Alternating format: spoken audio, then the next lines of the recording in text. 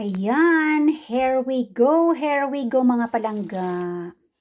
Ito na yung aking overnight sa fridge na ginawang tusino. Ayan, at lulutuin na natin. Nakabili ako ng karne. Ayan, palangging. Tapos yung tusino powder sa Asian shop. Ayan, medyo may konting balat yan. Overnight na siya sa fridge. At iluluto na natin sa kawali. Ayan. Lagyan natin ng tubig. Ayan. Diyan na at nagkatas na rin pala dyan yung tusino powder. Ayan. Hindi ko na pinakita yung pag-marinate ko. Nag-gloves ako palangga. Tapos, talagang siniksik ko dyan ang tusino powder. Tapos, nilagay ko na sa refrigerator para overnight. Ayan, at iluluto na natin sa kawali. Ayan, at nilagay na natin sa kawali ang ating tusino. Paborito ito ni Veronica kung nandito siya. Kasi matamis-tamis siya eh. Tapos lalagyan natin ng tubig. Ayan, para pangpaluto ng karne. Ayan, at slow cooking natin. Takpan. Ayan. Slow cooking natin yan dyan hanggang sa maglangis-langis na yung kanyang gravy. Luto na yun. At kakain na tayo mamaya. Ayun. At yung kanin ay pinainit ko na lang. Kasi naluto ko na. Okay. So, abang-abang mga palangga sa ating finished product ng ating tusino na masarap. Kumukulo-kulo na yung ating tusino. Mga palanggingging. Ayan. Babaliktarin ko yung karne. Di ko akalain na ang daming ang daming nagtubig. Kasi syempre yung kunti lang naman yung nilagay kong water eh. Ayan. So, hintayin natin na matuyo yung tubig na yan. Tapos magiging na yan, langis-langis na mamaya. At magkakakulay na ang ating tusino bells. Yan, kumukulo na siya. Hintayin natin na matuyo ang water at mag-turn sa mantika niya and magkakakulay ang spices na mula sa tusino powder. Alright. Gutom na ako, mga palangging. Kayo dyan, for sure. Kumain na rin kayo dyan ng inyong hapunan or umagahan or tanghalian anytime na mapanood ninyo itong ating tusino bell na niluluto ngayon dito sa ating kawali bells. Siguradong kayo dyan ay kumakain na rin. Ayan, malapit-lapit nang maluto ang ating tusinong masarap. Malapit nang matuyo ang water. Ayan, at magtuturn na siya sa malapot na gravy. Ayan, magmanti-mantika na yan siya. At nagkakulay na. At lutong-luto na ito palanggingging kasi imagine sa dami ng tubig natuyo. Manamis-namis ito. Sayang wala dito si Veronica. Paborito niya kasi ito. Kapag nagluluto ako ng tusino mga palangga, marami yan. Tapos pag akyat ko ulit, wala na, naubos na. Pero hindi kakain ng ganito yung taba-taba, hindi. Kaya may laman talaga yan. Puro laman ito, oh. Itong taba-taba, ito lang siya. Yung sa gilid lang yan siya ng malaking karne. Yan. Tapos, tatanggalin ko lahat yung taba dyan. At yan naman ang akin. Itong mga laman, kay lalab yan. Masarap ito palang gingging. Ang tusino ng Reina King Angabel. Ayan, patutuyuin natin sa kanyang sariling mantika. Diba walang mantika kanina, just water. At ayan, malapit nang maluto. Mga palang nakakagutom na. Maya-maya ay kakain na tayo.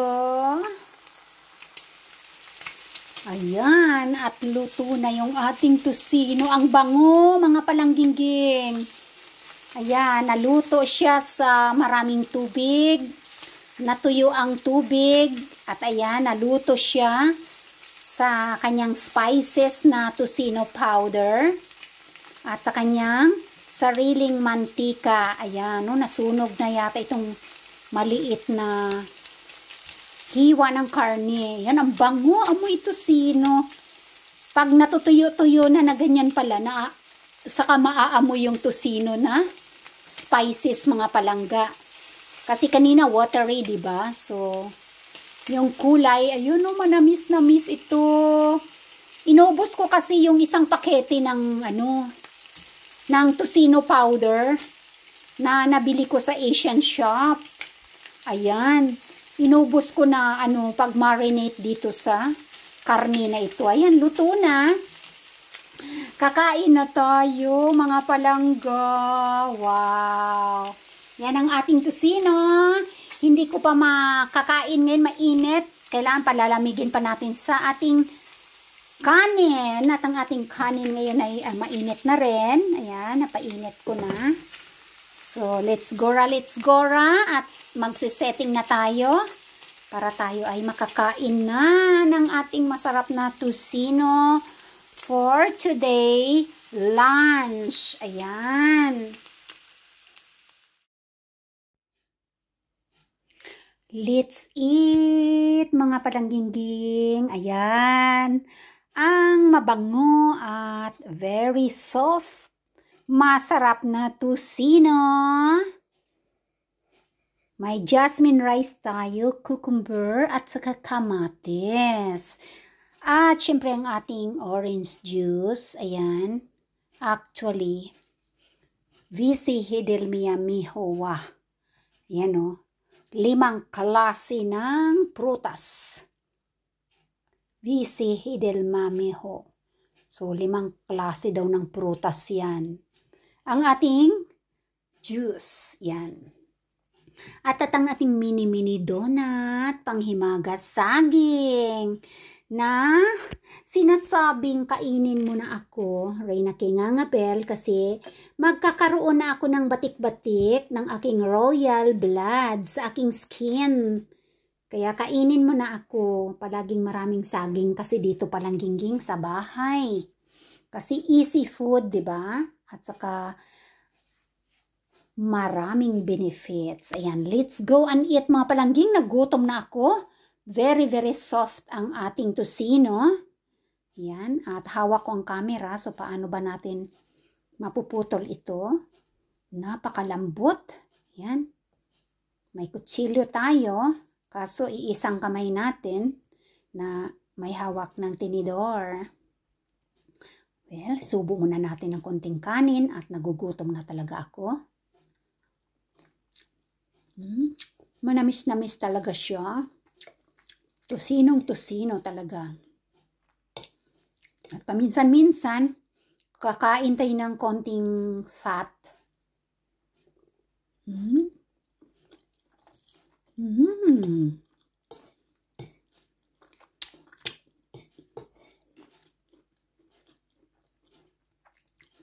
Sarap, mga palangga.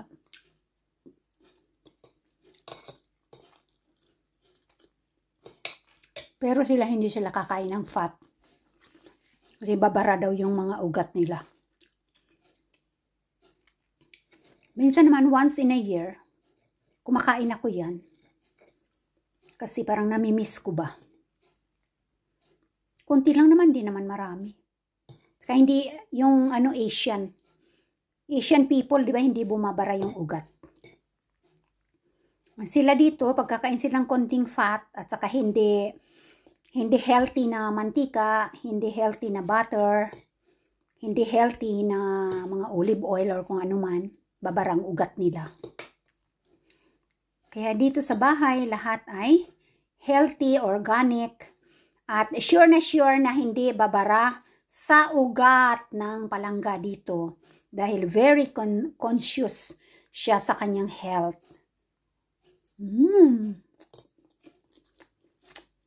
Ang sarap.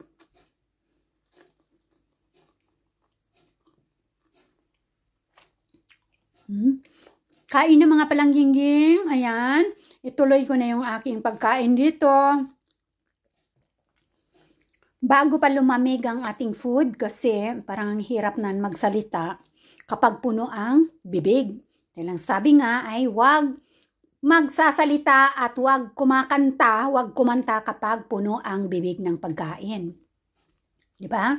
So para hindi ninyo ako husgahan, ay i-ending ko ng ating video dito. Shout out sa aking mga members at sa mga palangga dyan sa nagsusuper chat, super thanks, super sticker, nagpapabumbilya, nagpapakulaylay, and of course sa public viewers. Ayan, thank you so much everybody and let's eat mga palangging. See you again next time sa ating susunod na mga videos. Ayan, like, comment, share, and subscribe. Thank you everyone.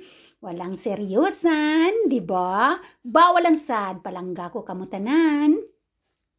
Hasta la vista, baby. Subo. Bye. Thank you everyone.